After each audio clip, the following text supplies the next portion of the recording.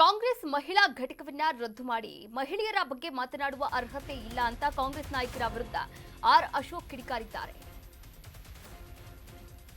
ಕಾಂಗ್ರೆಸ್ ಮಹಿಳಾ ಘಟಕವನ್ನ ರದ್ದು ಮಾಡಿ ಮಹಿಳೆಯರ ಬಗ್ಗೆ ಮಾತನಾಡುವ ಅರ್ಹತೆ ಕಾಂಗ್ರೆಸ್ ನಾಯಕರಿಗೆ ಕಾಂಗ್ರೆಸ್ಗೆ ಇಲ್ಲ.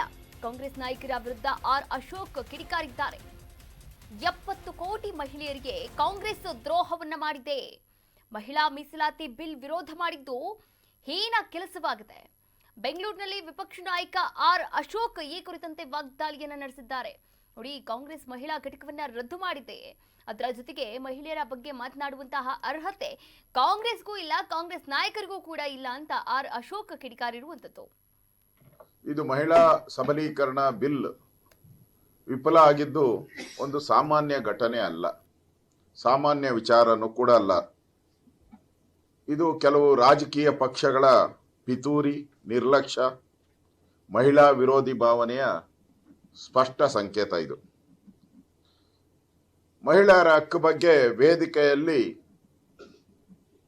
ಕಳೆದ 60 ವರ್ಷ ಅಧಿಕಾರ ನಡೆಸಿದಂತ ಕಾಂಗ್ರೆಸ್ ಅವರು ದೊಡ್ಡ ದೊಡ್ಡ ಭಾಷಣಗಳನ್ನ ಮಾಡ್ತಾರೆ,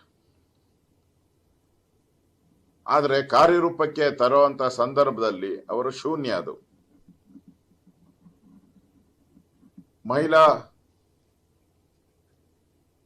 ಬಿಲ್ಗೆ ಬೆಂಬಲ ಕೊಡುವಂತ ಧೈರ್ಯ ಇಲ್ಲ ಅಂತ ಹೇಳಿದ್ಮೇಲೆ ಮಹಿಳೆಯರ ಬಗ್ಗೆ ಮಾತಾಡುವಂತ ಅಧಿಕಾರ ಇಲ್ಲ. ನನ್ಗನ್ಸ್ತತೆ ಕಾಂಗ್ರೆಸ್ಸಿನ ಮಹಿಳಾ ಮೋರ್ಚಾವನ್ನ ಕೂಡಲೇ ರದ್ದು ಮಾಡಿಬಿಡಿ. ನೀವು ಯಾಕೆ ಇಟ್ಕೊಂಡಿದ್ದೀರಾ? ಆ ಮಹಿಳಾ ಅವರು ಮೋರ್ಚಾ ಅಂತಾರೋ ಏನಂತಾರೋ ಘಟಕ ಮಹಿಳಾ ಕಾಂಗ್ರೆಸ್ ಘಟಕವನ್ನ ರದ್ದು ಮಾಡಿಬಿಡಿ. ಇನ್ನೇನಕ್ಕೆ ಅವರು ಪಾಪ ಅವ್ರಿಗೆ ಬಹಳ ಆತುರತೆಯಿಂದ ಕನಸುಗಳು, 100 ಕನಸುಗಳನ್ನ ಕಟ್ಕೊಂಡಿದ್ರು ಅವರೆಲ್ಲ. ಏನೋ ಬಿಲ್ ಬರ್ತತೆ, ಪಾಸ್ ಆಗೋಗ್ತತೆ, ನಾವೆಲ್ಲ ಪಾರ್ಲಿಮೆಂಟ್ಗೆ ಹೊರಟೋಗ್ತೀರಿ, ನಾವೆಲ್ಲ ವಿಧಾನಸಭೆಗೆ ಹೊರಟೋಗ್ತೀರಿ, ನಮಗೂ ನಮ್ಮ ಹಕ್ಕು ಸಿಕ್ಕಿದೆ, ಇನ್ ಮುಂದೆ ನಾವು ಕೂಡ ಮಹಿಳೆಯರು ಈ ದೇಶದಲ್ಲಿ ಸಮಾನವಾದಂತ ಸ್ವಾತಂತ್ರ್ಯ ನಮಗೂ ಸಿಕ್ಕಿದೆ ಅನ್ನೋ ಭಾವನೆಯನ್ನ ನೂರಾರು ಕನಸುಗಳನ್ನ ಕಂಡಿದ್ರು.